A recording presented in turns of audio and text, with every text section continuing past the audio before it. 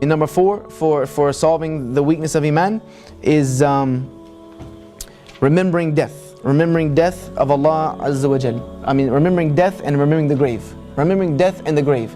And remember Allah Azza wa Jal, that you will stand in front of Him one day. This cures weakness of Iman. Trust me.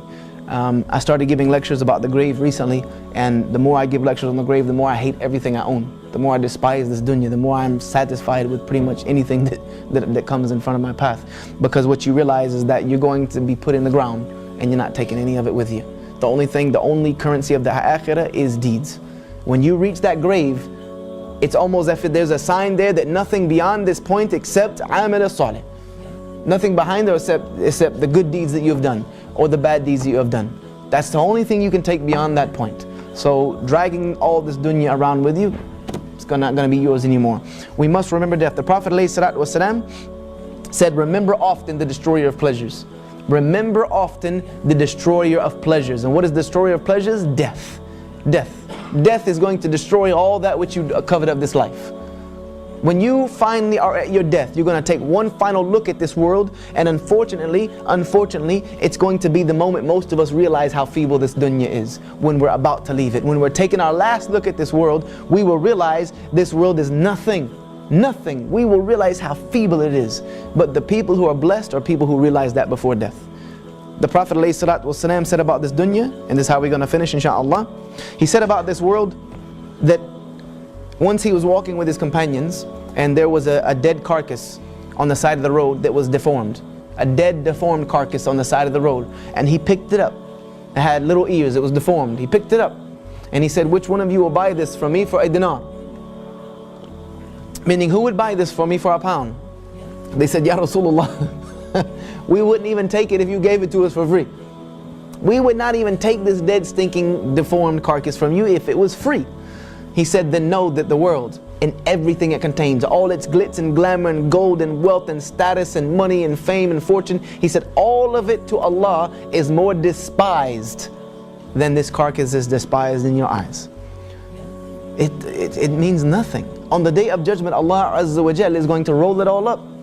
The heavens and the earth, Allah is going to roll it up and hold it in His hand and say, we're the kings of the earth today. The people who used to fight each other and kill each other and strive and do so much injustice over this silly dunya, where are you today? When I've rolled all of this up like it's nothing. Do you not realize it was nothing?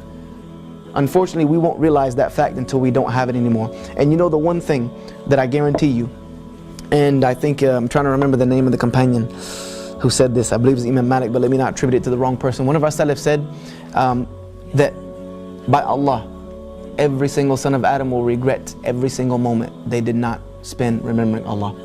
Every moment you did not spend remembering Allah, you will truly despise it and regret it. So we have to remember that. We have to remember that we're leaving this dunya. We can't take any of it with us. And we will regret. We will regret. Allah says in the Quran, and I finish with this, and let this not be any of us. When the angel of death comes to them, they cry out, Ya Rabb, Ya Rabb, Irji'un, send me back. Irji'un, send me back. Why? Why do they want to go back? Do they want to go back to pray? La. Do they want to go back to see their family? Do they want to go? No. لَعَالِي عَمِلَ صَالِحًا فِيمَا تَرَكْتُ. So that I can go do some good with that which I left behind. So that which I left behind, I can go back and get it and do some good with it.